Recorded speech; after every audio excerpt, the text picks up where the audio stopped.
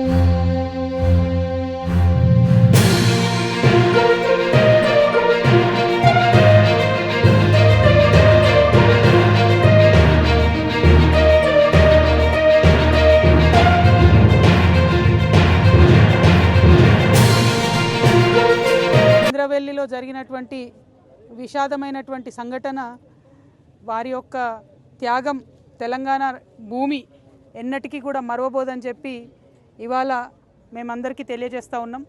ఈ రాష్ట్రంలో ఒక కొత్త ప్రాంతీయ శక్తిగా, ఒక కొత్త రాజకీయ శక్తిగా తెలంగాణ రక్షణ సేన ఆవిర్భవించింది. మరి తెలంగాణ రక్షణ సేన ఇవాళ బాయిబాటలో భాగంగా ఈ ప్రాంతం అంతా కూడా మేము తిరుగుతూ కార్మికుల యొక్క కష్టాలను తెలుసుకుంటూ వాటిని పరిష్కరించే ప్రయత్నం చేస్తున్నాం. అందులో భాగంగా మరి ఇంద్రవెల్లి అంటేనే, ఇంద్రవెల్లి ఆదివాసీల యొక్క పోరాట చరిత్ర అంటేనే స్ఫూర్తినిచ్చేటటువంటి చరిత్ర కాబట్టి టీఆర్ఎస్ పార్టీ తెలంగాణ రక్షణ సేన సామాజిక తెలంగాణ ఎజెండాగా పెట్టుకుంది. కాబట్టి ఆదివాసీలకు సంబంధించినటువంటి అనేక అంశాల మీద ఫ్యూచర్లో పోరాటం చేయాలని అనుకుంటున్నాం. కాబట్టి ఇంద్రవెల్లి స్తూపం దగ్గర ఇవాళ నివాళులర్పించడానికి మేమందరం కూడా ఇక్కడికి రావడం జరిగింది. మరి ఇక్కడ ఇంద్రవెల్లి స్తూప నిర్వహణకు సంబంధించి ఉన్నటువంటి గౌరవ పెద్దలు, కమిటీ సభ్యులందరికీ కూడా ఈ అవకాశాన్ని ఇచ్చినందుకు మీ అందరికీ మనస్ఫూర్తిగా ధన్యవాదాలు తెలియజేస్తున్నామన్నా. ప్రత్యేకించి వేరే ఏ పార్టీలో కూడా లేనట్టుగా తెలంగాణ రక్షణ సేనలో ఆదివాసీలకు ఒక ప్రత్యేక విభాగాన్ని మేము ఏర్పాటు చేస్తూ ఉన్నాం.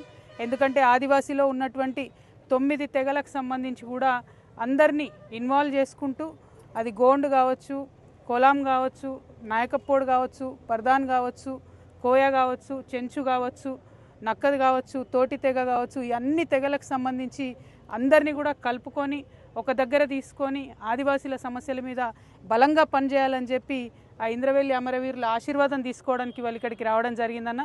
మీ అందరినీ కూడా మేము రిక్వెస్ట్ చేస్తూ ఉన్నాం, ఏ చిన్న సమస్య ఉన్నా మమ్మల్ని గుర్తు చేసుకోండి, మీ దగ్గర వచ్చి మీ పక్షాన నిలబడి తప్పకుండా పోరాటం చేస్తాం. నాకు నాగోబా దేవుడు అంటే సెంటిమెంట్ కాబట్టి ఆనాడు పార్టీ పెట్టకముందు ఇక్కడికి వచ్చినప్పుడు నేను మొక్కుకోవడం జరిగింది. పార్టీ పెట్టిన తర్వాత వస్తామని మొక్కుకున్నాం.